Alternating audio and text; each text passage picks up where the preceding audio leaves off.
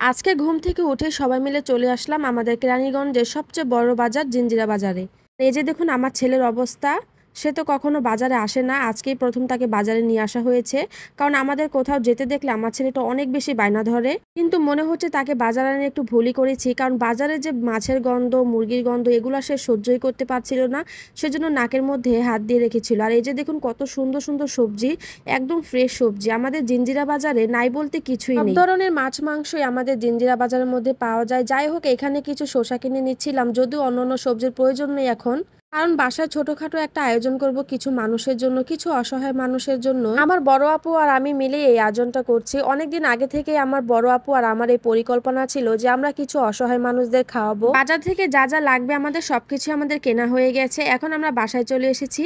আর আমরা কি কি এনেছি এগুলো আপনাদের সাথে শেয়ার করছি। এই যে দেখুন এখানে আদা রসুন আছে, সরিষার তেল, দুধ, মানে আমরা বিরিয়ানির যেহেতু রান্না করব আর সেজন্য যা যা লাগবে বাবুচি আমাদেরকে লিস্ট দিয়ে দিয়েছিল, আর সেই লিস্ট অনুযায়ী আমরা বাজার করে নিয়ে এসেছি। আমরা যখন বাসায় বিরিয়ানি রান্না করি তখন তেমন একটা কিন্তু কিছুই দেই না, শুধু বিরিয়ানি মশলাটা এবং অন্য টক দই এইগুলাই।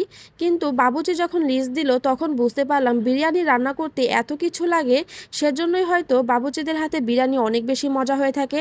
যাই হোক, এগুলা দেখে আমরাও একটু আইডিয়া নিলাম, আমরাও এভাবে বাড়িতে রান্না করে খাবো বাবুচিদের মতন। এখানে আমার ছেলে তো অনেক বেশি এক্সাইটেড, সবগুলো বাজার দেখে সে জিজ্ঞেস করছে আম্মু এইটা কি এইটা কি।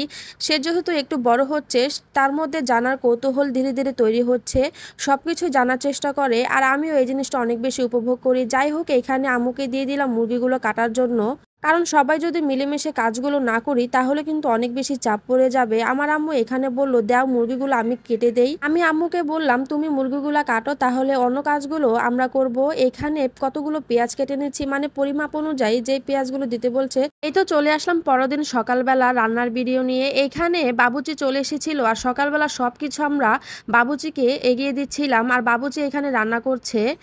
ওইদিকে আমার ছেলে আর আপনাদের ভাইয়া দাঁড়িয়ে দাঁড়িয়ে দেখছিল। আমার ছেলে অনেক বেশি এনজয় করে এই জিনিসগুলো। আর আমরা যে বাবুচিকে দিয়ে বিরিয়ানিটা রান্না করাচ্ছি সে অনেক ভালো বিরিয়ানি রান্না করতে পারে, মানে আমরা ছোটবেলা থেকেই দেখে আসছি তাকে বিরিয়ানি রান্না করতে এবং বাবুচি কাজ করতে। তার রান্নার অনেক বেশি প্রশংসা আমাদের এলাকায়, আর তার বিরিয়ানি অনেক বেশি মজা হয়ে থাকে। এর আগেও তাকে দিয়ে আমরা রান্না করিয়েছিলাম। এদিকে আমি ড্যাগের সামনে দাঁড়িয়েছিলাম আর ওনার রান্নাগুলো দেখছিলাম। আসলে আমার বাবুচিদের রান্না দেখতে অনেক বেশি ভালো লাগে।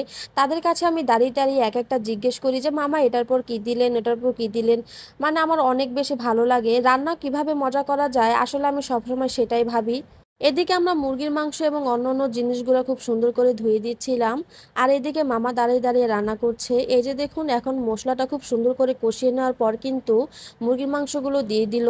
অনেক জায়গায় কিন্তু মুরগির মাংস ভেজে নেয়, কিন্তু আমাদের এই বাবুচির মামা কিন্তু মুরগির মাংস ভাজে না, তারপরেও কিন্তু অনেক বেশি মজা হয়।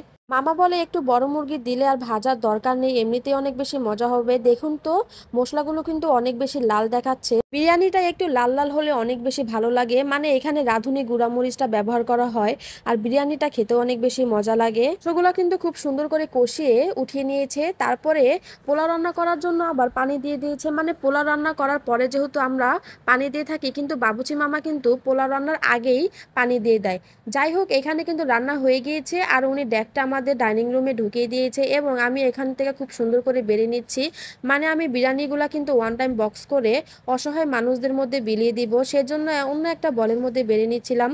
এইদিকে কিন্তু বিরিয়ানিগুলো প্যাক করা হয়ে গিয়েছে, কিছুটা বিরিয়ানি আমি আমার প্রতিবেশীকে দিয়েছি আর এইগুলো আমরা গরিব মানুষের মাঝে বিলিয়ে দেব। এই প্যাকগুলো আমি একটা ব্যাগের মধ্যে ভরে নিচ্ছি, আপনাদের ভাইয়াকে দিয়ে পাঠিয়ে দিব রাস্তায় অসহায় মানুষদেরকে দিয়ে আসার জন্য। সেজন্য আমি ব্যাগের মধ্যে খুব সুন্দর করে গুছিয়ে গুছিয়ে ভরে দিচ্ছি। ইচ্ছা আছে অসহায় মানুষদের জন্য অনেক কিছুই করার, কিন্তু সাধ্য যতটুকু আছে ততটুকুর মধ্যেই চেষ্টা করা। যাই হোক, এখানে আপনাদের ভাইয়াকে আমি পাঠিয়ে দিলাম। আর আজকের ভিডিওটা এ পর্যন্তই, অন্য একটা ব্লগে দেখা হবে। সবাই ভালো থাকবেন, সুস্থ থাকবেন, আল্লাহ হাফেজ।